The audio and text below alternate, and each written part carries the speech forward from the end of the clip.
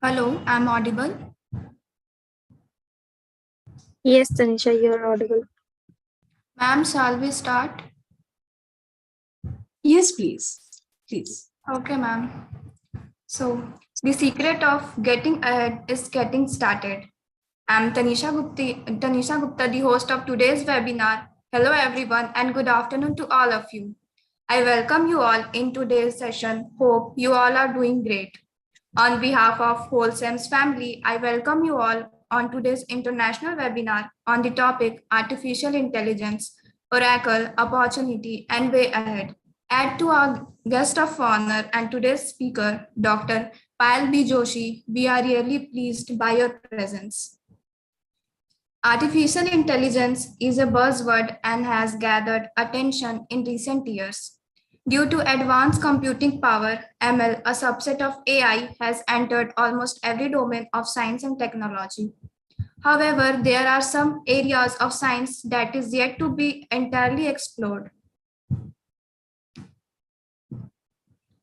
There are some areas of science that is yet to be entirely explored. This provides an opportunity for engineers to innovate and become social providers to scientific community. In this talk, we will explore the challenging areas of ML in science and their technical ways of enhancing. Before I proceed, let me take a brief moment for the introduction of my organization.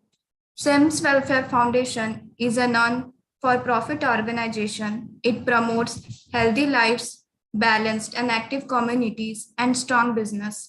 They work in the areas of education, social welfare, women empowerment, skill development, and entrepreneurship, livelihood generation, employability, health, and more. Our today's speaker is Dr. Payal B. Joshi. Payal B. Joshi is the Director Operation at Cephalli Research Laboratories, Mumbai. She received her master's in organic chemistry in 2005 from Srimati Chandibai H. Mansukhani College. After qualifying GATE in 2007, she went to pursue her doctoral study and received PhD in chemical science in 2010 from School of Science, NMIMS, University Mumbai. She is currently serving as a Director, Head Operation and Method Development at Cephalli Laboratories. She is an affiliate member of Royal Society of Chemistry and life member of Indian Pharmaceutical Organization and California Separation Science Society. So, before going further, I request all the participants to remain mute throughout the webinar. If any doubt occurs, you can type it in the chat box or you can raise your hand. Now, I would like to give my heartiest welcome to our guest speaker, Mr. Payal B. Joshi. Over to you, ma'am. Okay. I hope I'm audible to everyone who is hearing me out. Yes, ma'am, you are Tanisha. audible. So Yes, thank you, ma'am. Tanisha, Ria, Aditya, to be with me today. And before I share my screen, I'll be just quickly sharing my screen. I hope my screen is visible to all of you. And let me know if it is in the proper mode of display. Yes, ma'am. Okay. I'll just quickly start with my session. Right. So I think one point that before I start with talking about artificial intelligence, okay, it stirs up a lot of emotions amongst all of us. The very first thing is, before I go ahead and I start talking to you about artificial intelligence and why I'm speaking with all of you today, what was the prime reason of addressing on a topic which has become beyond a buzzword? First and foremost is artificial intelligence has entered almost every domain of the industry. Now, particularly my industry where we are currently working and the analysts who are working under me have been contemplating, and we are actually developing certain technologies wherein we require some of these subset branches of artificial intelligence. Now, let me tell you that though AI has entered almost every domain, I'll be just taking out some part of it and I'll show you that how we are trying to understand in terms of in my industry, which is majorly talking about chemistry, chemical sciences, and food sciences. Okay, so when you say food sciences, is basically you're talking about chemistry and chemical molecules that are present in the food items or in the food constituents per se. Before I go ahead and go talk about artificial intelligence, one thing is very sorted. I believe that most of you are aware that artificial intelligence, the minute you say it in amongst a general public, they will say that, okay, they have seen this in the movie Terminator, which was way ahead of times when it was released. I'm talking about the very first movie that was released that was featuring Arnold. And in that movie, they had shown a cyborg, a Robocop. You could see self-healing properties happening all over there. So Terminator, I would say, was, of course, there were many of the movies that came prior to it. I think that was one movie which really kind of is in alignment to what I want to talk about today. Okay, it is kind of related to chemistry, kind of related to chemical sciences. Now, it is kind of, whenever I talk about artificial intelligence, I consider it as an oracle. Why do I say oracle is basically a Greek term. The genesis of that word is from the Greek language. It actually means, that word actually means that we are going to a temple and asking something.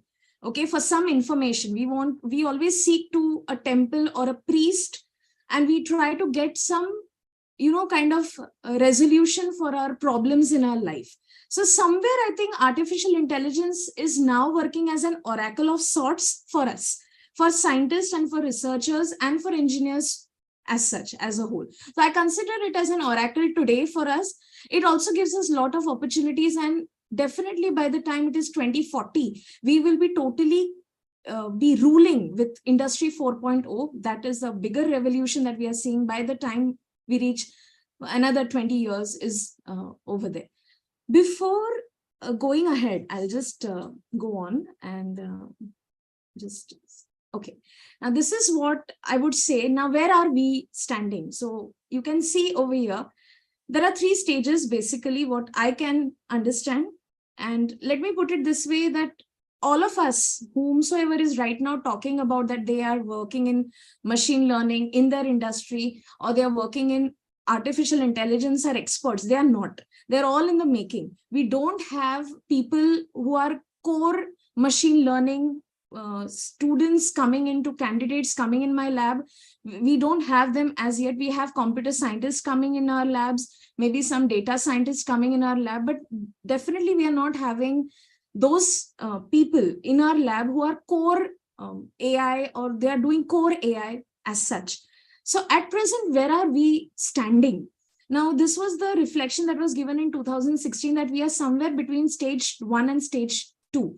Now, what are the 3 stages that you can see very clearly? First stage is machine learning. Second is machine intelligence. And the third is machine consciousness. Machine learning is the part where we think that the machines can be taught. They can be made to learn things. Machine intelligence is once that machines start learning themselves. And machine consciousness is something that we are talking about, self-aware robots. So once, if they get the cognitive, so there are 3 stages. Now, the very first stage is the data-driven body. That is the machine learning body, where we require a lot of amount of data, right? Machine learning is a subset of AI. It is one of the branches of AI which requires a lot of data. Now, I'll tell you something, as far as my work is concerned, I used to think that as a chemist or as a food scientist, I'm very good at generating data. But when I started collaborating with machine engineers, with the machine learners, the engineers, computer scientists, they said that, madam, this data is not enough, or this data is not reproducible. So what is a good data? That became a very big hurdle to how to give the best data, how to give a good and a voluminous data to these scientists, because they have to work with that data, and whatever I give them, whatever I feed in is going to come out. So it is, if I give garbage in, it is going to be garbage out. If I give a quality data in, it is going to be quality out. Okay, I want solutions. I want to see if I have a molecule, how can I interpret it? So today I'll show you a very simple anecdote, a very simple example from what a simple molecule I started and how I'm actually looking at the basic premise of dealing with drug molecules and even pharmaceutical molecules that we are seeing at present in most of the pharmaceutical industries also. So I'll give you some, I'll share with you one of that example and what we are looking at. Consciousness is also something you won't believe that we are actually at that stage in chemistry where we have reached up to machine consciousness. However, one basic problem is not all countries are reaching at that level. Okay. One point of note we have to keep in mind that when I say artificial intelligence, it is not software, it is hardware based. It's all wired, it can be tethered, it can be untethered. So we have to look at that as well. Right now, talking about machine learning. Now, this is what is, you can see over here, the cover image. And this was somewhere in 2015. I can tell you what happened in my branch when we were working towards it. So 2015 actually shows us that already we had a lot of such robochemists that we had envisioned at that time. So you can see actually here what you're seeing is a graphic display of a robochemist who's handling a separating funnel and they are working towards it. So it was already there. In fact, 1955 onwards, we are hearing about artificial intelligence for a very long time. Now it has caught attention. Now, why it is catching up attention and how it is entering in my industry or in any industry per se is what we have to look at. So can machines think? Kind of. You have to make them think at this present time. Are machines making us understand, or we are making machines learn? There are two different things of putting it in context of machine learning. Now, when you say you are making machines learn, are you making them even understand? No, you're making only them learn, right? Understanding is not something that machines are at present in that, you can say in that maturity to reach. All right. So how are we doing that? Are they really understanding things? So we have to mimic the brain. You must have heard about neural networks and convoluted neural networks. So we are trying to basically mimic the human brain. Now, when you're mimicking a human brain, let me put it this way. If you understand the basic function of a brain, you have so many neurons, okay, functioning, and there are 10,000 or more synaptic connections that is transmitting information from one neuron to the other. The brain activity of a typical human brain is this way. So biologically, our brain is known to conduct or commit errors. At the same time, they are going to pass information due to conduction of ions. Mind it, we have to understand the conduction of information in a brain is due to ions. But when you talk about in a hardware, the conduction is going to happen due to electrons, which is far more faster. And there is going to be an unprecedented error-free zone when you talk about these kind of machines, which is purely working on the basis of chips. So you basically have a chip, you have a hardware, and you're working with those chips. So when you're talking about machine learning, when you're talking about AI, when you want to extrapolate your machine learning facility to AI, you want to automate your lab, let us put it this way, you have to mimic the brain and it will be faster. Definitely. Now I'll be talking about when you say that you want a lot of hardware. Okay, when you talk about, now that I have been saying all this while, okay, we want to go wire free also. If I want to, let us say after 10 years, I want to start a lab. I don't want, say, so many, rudimentary people in my lab. And I just want some robot to do some job, which I think the robot can do it error free. If that is the case, how am I going to make that robot understand? How is that robot going to work in day and in night? Okay, if the work, that particular experiment or that thing has to work 24 hours, how will I do that? So today industry is thinking in that direction as well. Okay. Can advanced computational systems and AI improve scientific understanding in a true sense? See, there is a difference between scientific understanding and scientific discovery. You can make a discovery even without understanding, right? that is again one of the conversations that we were having some over tea with some of my colleagues, that how can you differentiate between scientific understanding and scientific discovery. Again, can AI improve our understanding? Somewhere I feel today we can. Okay, I'll be saying how it does it. Can AI perform and accelerate our fundamental research in our laboratory? Yes, it's partly true that it can do it. But all in all, in an essence, I want to say that it does not at all bring out the context of replacing humans. All this while that, as I told you, I repeat and reiterate my point here that AI stirs up a lot of emotions amongst public. When I say that AI can, they can do this, AI can help us, make us do that, the robots can do this for us, right? It is going to replace human beings. It's not really true as far as the industries are concerned. It is not. You're working in tandem together with these robots. You cannot say that, okay, we are just going to completely be overtaken by these robots. All that farcical representation that has been done, it is very difficult. I'll tell you why. First of all, it is not feasible to have the complete takeover of AI-based machines amongst or over human beings, is because, as I told you, AI requires hardware. And by the time it is 2030, 2040, the amount of energy that has to be generated to run these AI-based systems will be very high. It will be unprecedented.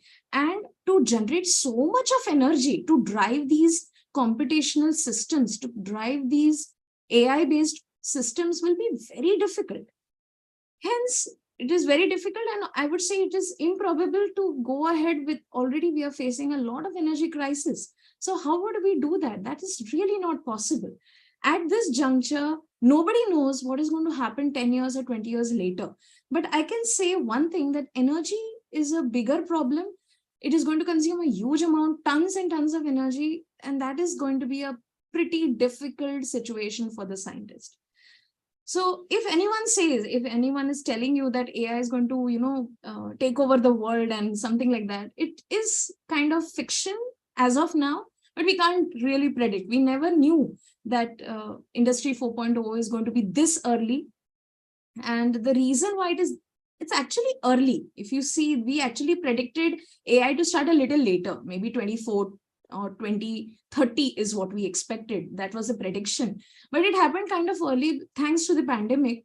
The reason was we were in complete search of vaccines at that point of time. So it became very easy for us to go for AI. We did not wait for the pharmacy scientists to come on the bench and do it for us. Basically, that was machine learning that was happening. They were searching drugs. Ideally speaking, if I look at it this way, artificial intelligence works in two layers. Okay, one you need is an infrastructure layer and one is the application layer. In the infrastructure layer is all that I have told you, right? You need data, you need storage, you need computing, hardware, you need to have machine learning. So you should know all the languages, the computing languages that you have. You should know how to do the Python and any other programming you want to do, even the R programming, any kind of programming that you know, or you can upskill yourself. AI framework is very important. So you can develop certain kind of algorithms, certain mathematical data sets, certain decision-making layers can be made in this AI framework. Apart from that, there are three perception layers that one looks at when you talk about applying AI onto the context. They are based on the three different domains. One is the perception layer.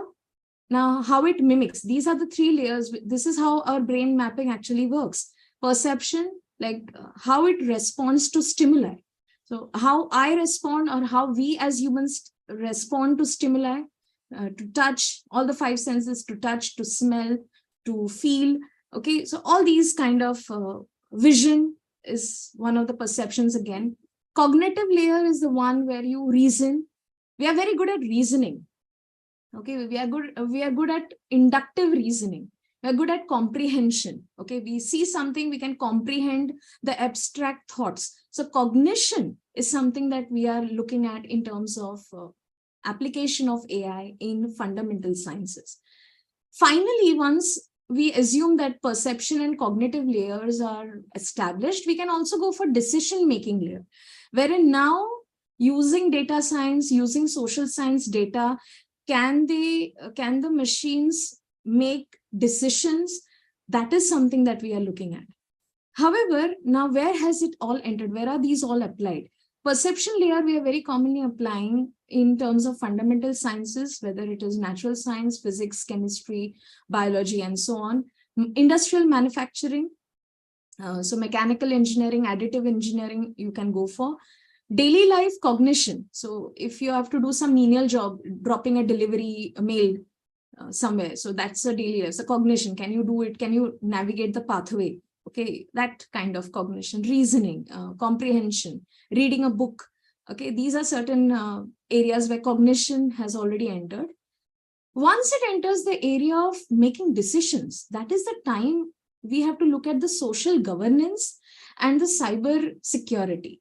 These are the areas, again, which has an application when we talk about decision making by these robots, self-created. So we have created, they should not turn into a Frankenstein monster.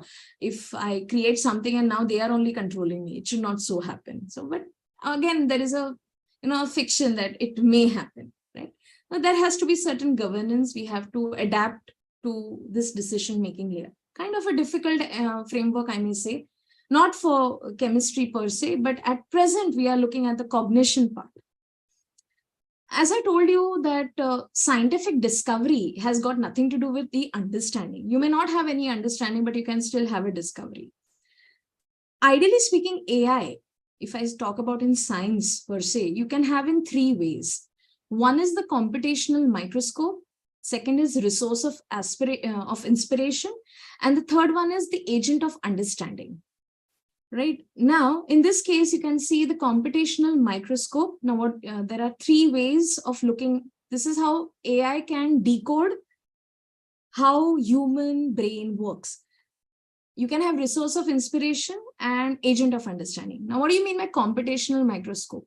Now, if there is any data, let us say, for example, I have a solid phase. Let us say we have water. Okay, water, we know they have three phases. It has solid, liquid, and gas. Right now, let us assume that I've conducted a lot of experiments. I have a lot of data now. And from that data, I have everything going as per plan, but there are certain irregularities in my data. Okay. These irregularities, if a human chemist is watching, right, they will assume that, okay, this is an irregularity. It is an erroneous data. We will have to either ignore it, or it is some kind of, you can say, a noise in my data, and I'll just ignore it. What here the ML does is, what the machine learning does is, it tries to find a pattern in that irregularity. And what happens is, from that irregularity, we come to know that there may be some unknown, maybe something that is unexplored phase of water. Maybe there is a fourth state of matter of water itself. This happens in case you want to go for computational microscopic technique. So it can provide an information not obtained through experiments.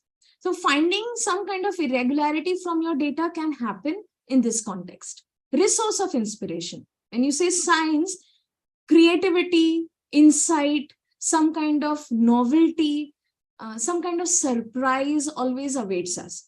This resource of inspiration is always there amongst human brain, okay, to find some inspiration, to gather insight. We tend to think and try to comprehend and try to find newer phenomena.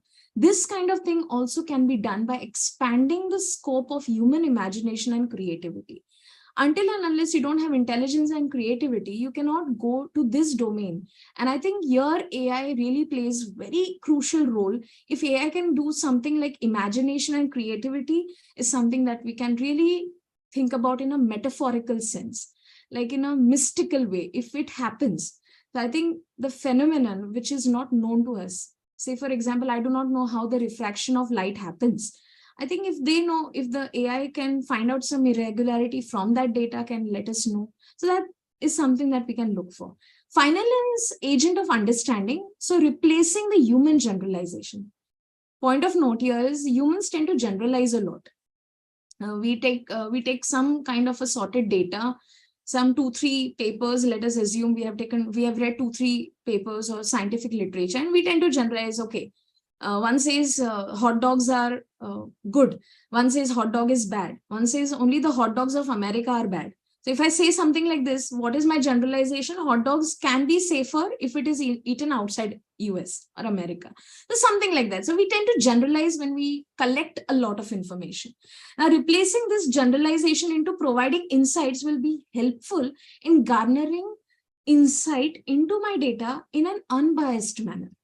All right, we have a lot of biases, we have a lot of errors when we think, when we try to provide insight, right? This is totally taken care of when you apply a concept of machine learning model, when you deploy a machine learning model onto a system to understand the chemical system. We can use agent of understanding. So AI works in these 3 facets.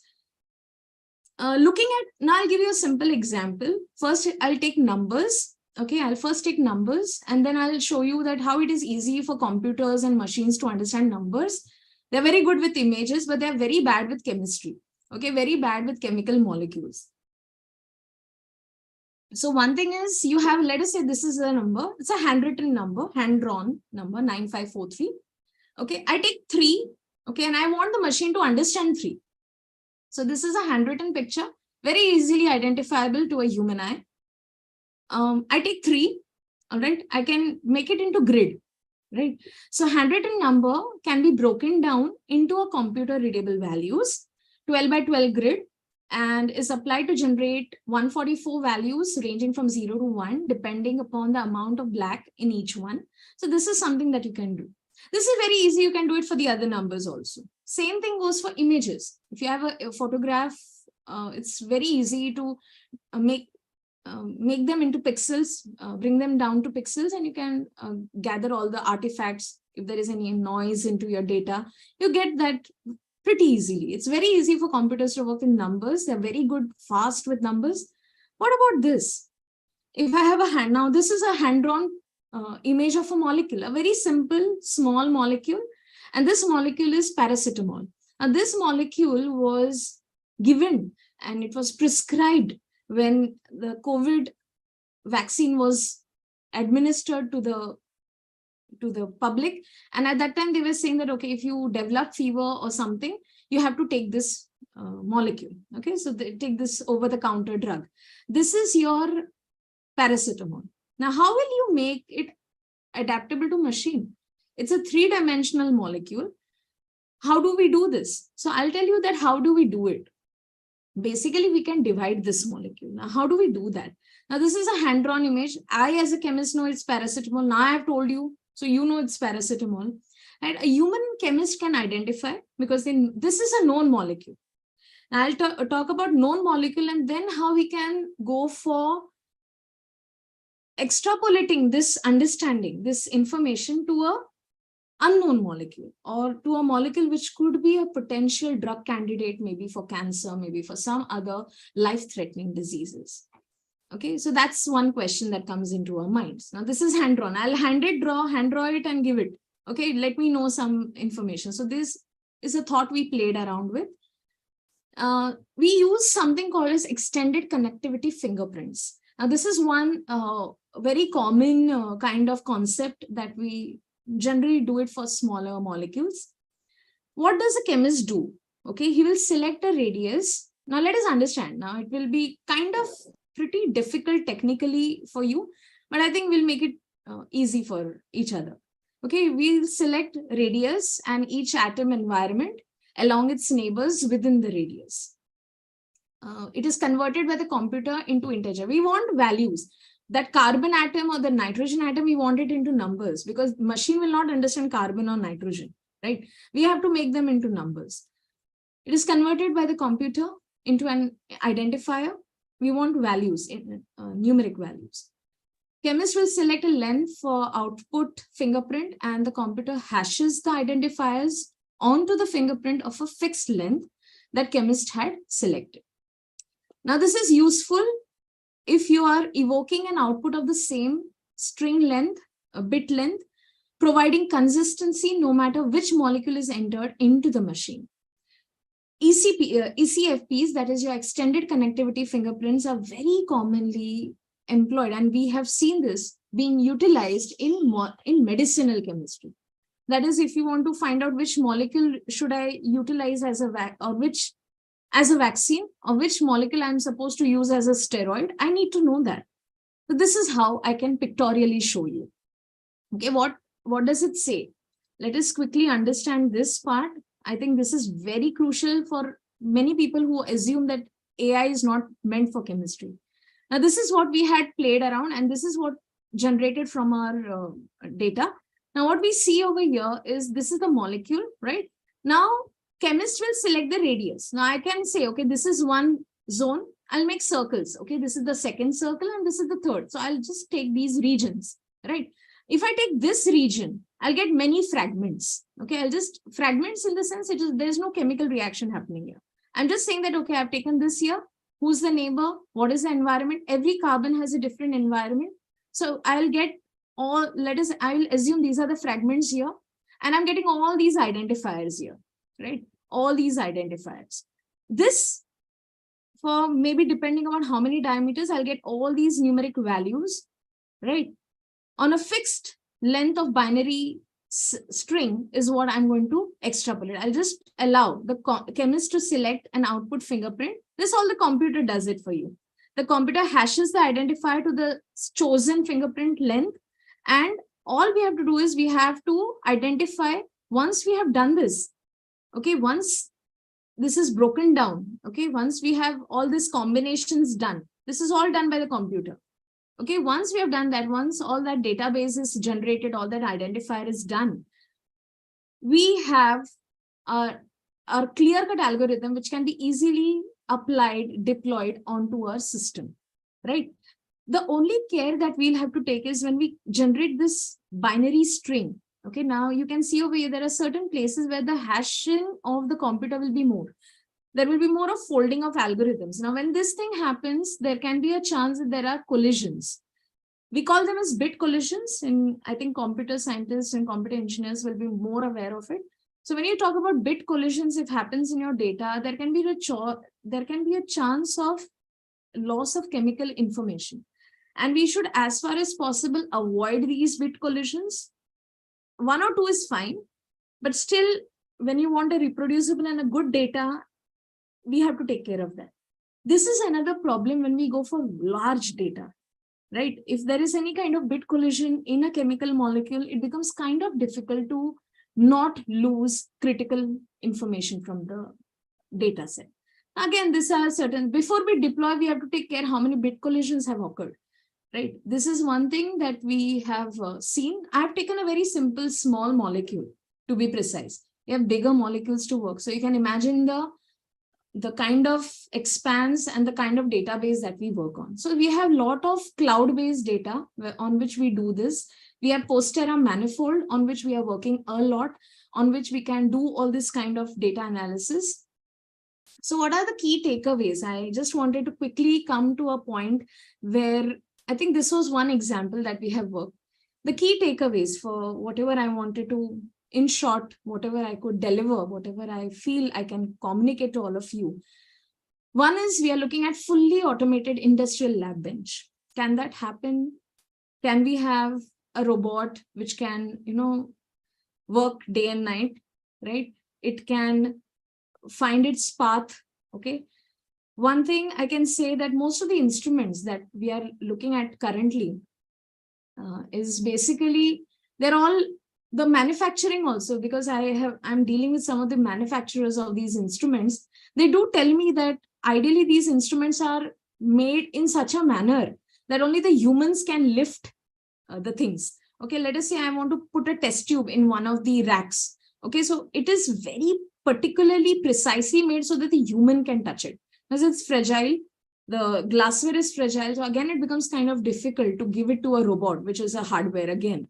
So if I have a robot, so how to very nicely, very gently to hold these glassware in the lab becomes kind of a challenge. That is being looked at. So they have to very gently pick up, okay, hold the glassware, pick it up and place it, right? Secondly, one thing is very positive, that it can work anytime because you have X-ray vision, you have laser vision to work at.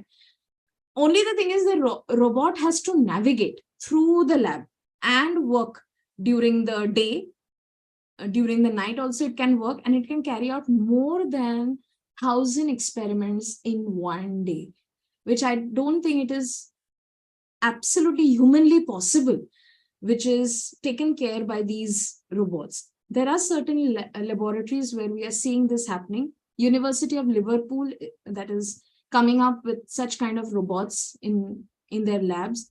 They are very successful. If you can just Google out, you will find a lot of information in terms of robotic chemists in the lab. So you have University of Liverpool coming, University of Glasgow is working towards it. So I think the nations where they are getting a lot of funding in this direction, they are coming up with this. We are still, snailing, and we can say we can crawl towards that direction. Yet it's a distant possibility, but it is somewhere there. Next is, we want to develop an AI system which can actually make discoveries. Okay, as I told you, I want a system in my lab which can make their own discoveries and should be an agent of understanding, right? I don't want to do even so much of understanding in terms of phenomena. Is there something that I missed out? Maybe my brain has some kind of a human error making, and I do not know this is the phenomenon that actually occurred in my irregular data. Can an AI system do that? Difficult, but it is somewhere we have to look. Generating volume of data, and that too of high quality. This was a pressing problem with us when I was working with the team of analysts and with the engineers. Now also we have a teething problem of generating huge amount of data. Normally, when you say you have to get a data, you can just get it from the already generated data, and that is very, very rare, right? We as scientists can be very good data generators, but to process that data, to make something out of it, to decode that data, we need a complete collaboration, a complete understanding and deliberation with these computer scientists. And computer scientists also need to know what are the challenges as a chemist that we face. Same thing, once I know what a chemical molecule is doing, I can easily extrapolate it to my food science division with my people over there. Unified approach. We need a complete, there is no compartmentalization when we talk about AI. You have to work together. You need a team of scientists. You cannot work in silos. You have to come out with people, computer scientists, computer engineers, data scientists, and even scientific philosophers. I really want some people who are coming from philosophical background, because they are the one. I remember 2 or 3 who were from humanities background. They actually told me that there is a difference when you say a discovery and an understanding. So I think these are small, pointers that we have to keep in mind. We have to work in a unified direction. And finally, merely conducting competitions across the globe is not actually serving the purpose. I've visited some of the engineering colleges in the last 2 months, and there was some hackathon and something going on. Yes, we are seeing mechanical engineering people, engineers doing, they are making some 3D printing technologies. And I went to some of the electrical engineering division where they are making robots, right? But nobody is doing hardcore AI. Okay, this is kind of a situation right now in India. We are not seeing much of the AI that is happening per se. Let's see from here, how do we take out and how we are going to venture in that direction. So we will have to not mimic brain. We have to actually see what our Western counterparts are actually doing. They're way ahead. China is way ahead of it. Korea is way ahead in AI. So they are doing all these kind of nitty-gritties of AI. I have not seen anyone at present doing AI, basically. They are doing ML, yes. You have to first get into ML. That is, I suggest most of the ones who want to enter industry, who wants to work in this area of science and can help us in challenging problems. See, AI is an application. It is not a hardcore engineering branch or a hardcore, science. It's something that can be applied. And if you can apply and solve my chemical problems, if you can solve our chemical issues, I think that can take care of a lot. And that is what, at present, we are at ML. We are working with machine learning. We are looking at machine consciousness also at present. So that will be all from my side.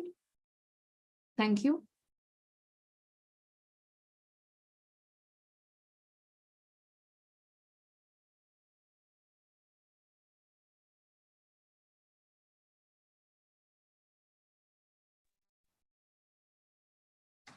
Thank you so much, ma'am, for this wonderful webinar.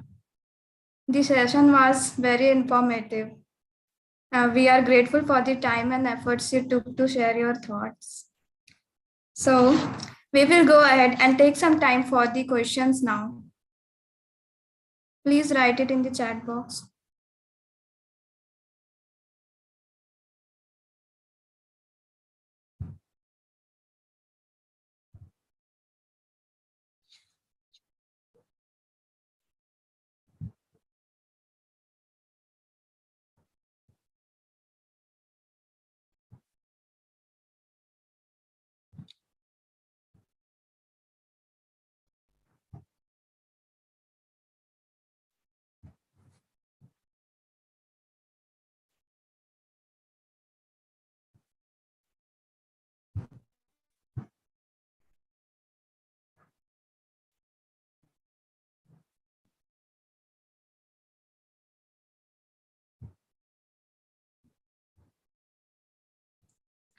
Ma'am, so the first question is, what is machine learning and how does it relate to AI?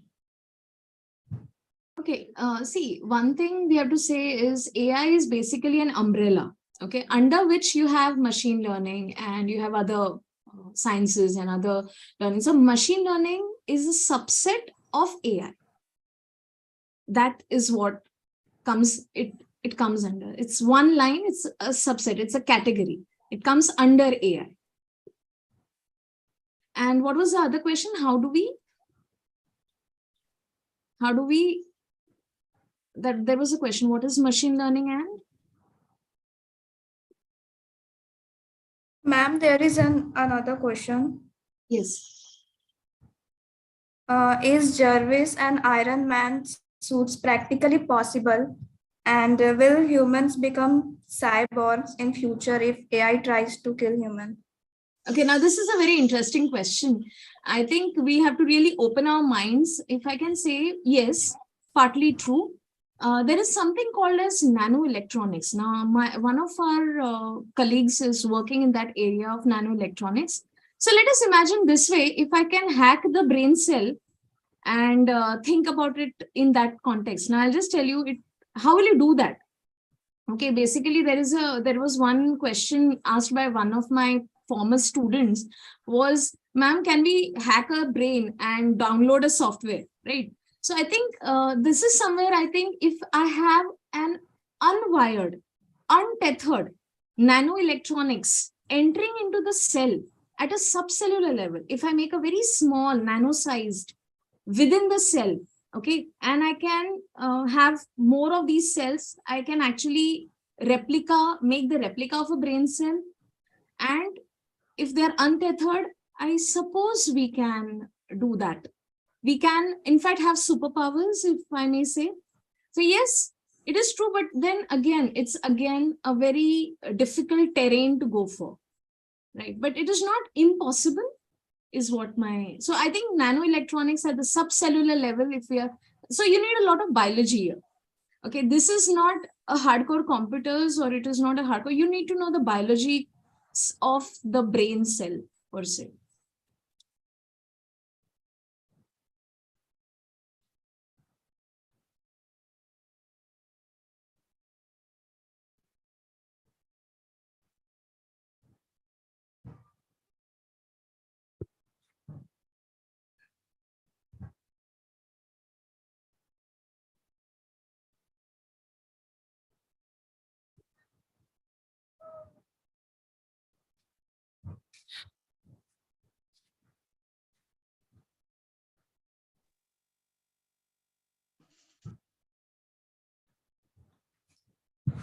It looks like we have covered all the questions. Is there anything else you want to cover, ma'am? Excuse me, ma'am. Yeah, who's this? Ma'am, this is Aditya, ma'am. Yeah, Ma'am, there's Aditya. one more question from YouTube, ma'am, from Aman Kumar. Yeah. Ma'am, he is asking that is automation harmful for the human employment? Okay, I can understand the concern here. Yes, automation is going to be a reality very soon, and we have to look at where does India stand at present. As far as employment is concerned, I can understand the genesis of this issue. I think we all at this point of time, I don't want to sugarcoat this answer pertaining to employment. I would say, as far as industry is concerned, we are actively hiring at present. As far as chemical industries are concerned, if you have upskilled yourself, I would suggest to all the students whomsoever may be listening to us, who may be working towards getting some job into a corporate or into an industry, I would say that we all need to upskill, irrespective of in which field or in which domain you belong to. We want not just engineers, we want even, as I told you, we even want people from the humanities, from psychology. I would say that even we want people from psychology today. It's completely, it's the education is so compartmentalized, but industry is not like that. We are very fluidic. We want engineers, we want philosophers also. When we are solving a problem, we need psychologists. Coming long story short to your question, automation is not going to destroy the jobs, is what I would say. Robots and automation is going to work in alignment with the humans. Okay, you cannot completely eradicate a chemist and work in the lab. What if the robot itself is erroneous? Okay, it can happen. You need people to at least function with those automated techniques. Long story short, I can say we all need to upskill ourselves in this era of Industry 4.0.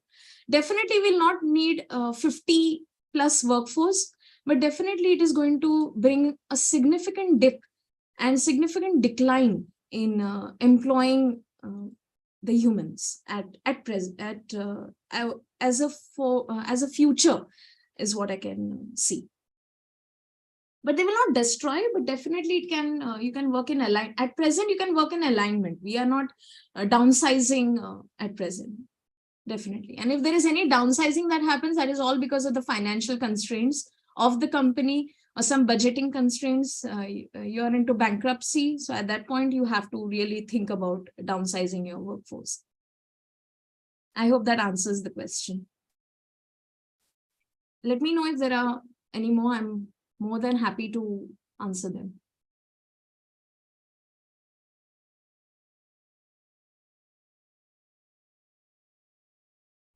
Ma'am, there is another question. Yes. Please. To be reality, then what is left for man progress of daily life, retired life or philosopher's life with blooming where we are? Could you please repeat, because there was some technical snag in your question. I couldn't hear you. Yes. If automation is going to be reality, then what is left for man progress of daily life, retired life or philosopher's life with blooming where we are? No, nothing. That's not, it's a very poetic question, I must say. Okay, I think automation is taken very, it's like a black box right now, I may say. We really don't know where we are heading at present in India, I may say. But definitely, we are not going to be redundant. Okay, we are not going to be totally wiping away the requirement of human race, and the humans have to only be poetic and be philosophers in the future. No, definitely not. Automation is there, definitely it is going to be, but it is not definitely wiping out the entire requirement of the human race, is what I can presume. I need people. I cannot talk to a robot 24/7 in a lab. That's for sure. I need a human contact. We need that human contact in industries for sure at present. And definitely, at least for the next 10, 15 years, I cannot see that happening.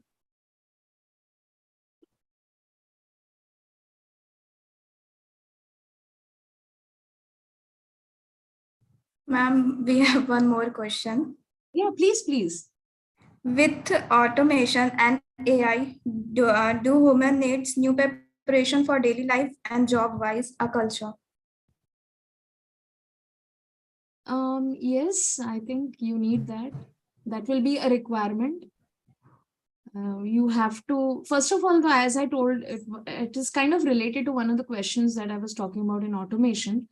You have to kind of upskill yourself. You cannot say that I belong to a particular domain. If you want to be relevant, and I think most of the questions are actually having the spirit of getting a job and to make a career.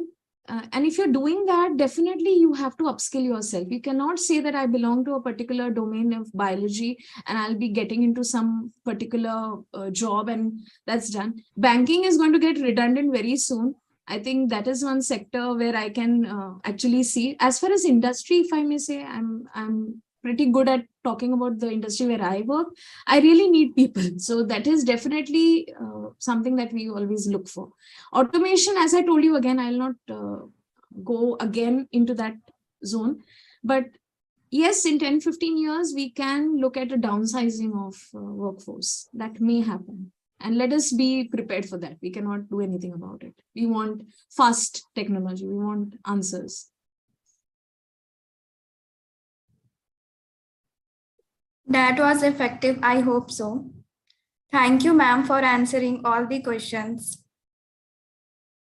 Thank you. I want to thank Tanisha and Ria and Aditya for helping me out. And a special thanks to SEMS Foundation and Mr. Atul Garg for giving me an opportunity yet again to join your fantabulous team and completely a seamless activity that we had in these months of time. Thank you so much. Ma'am, it was a great pleasure to have you with us. Thank you. Thank you, ma'am. Thank you. Now, everyone, please switch on the camera so that I can take a screenshot.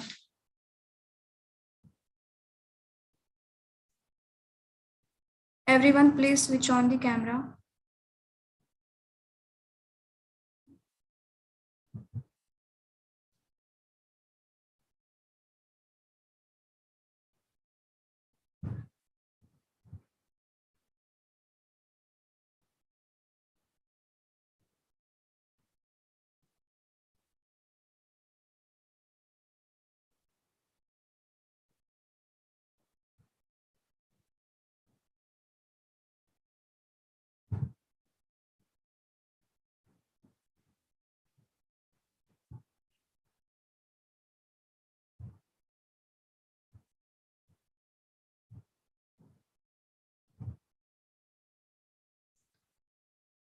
Okay, it's done.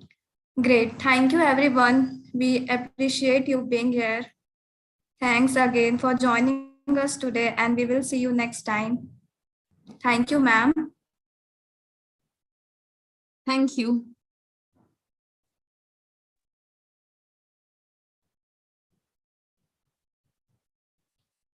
Okay, you can leave now.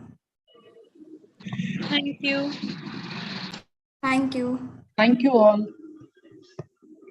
Thank you, everyone.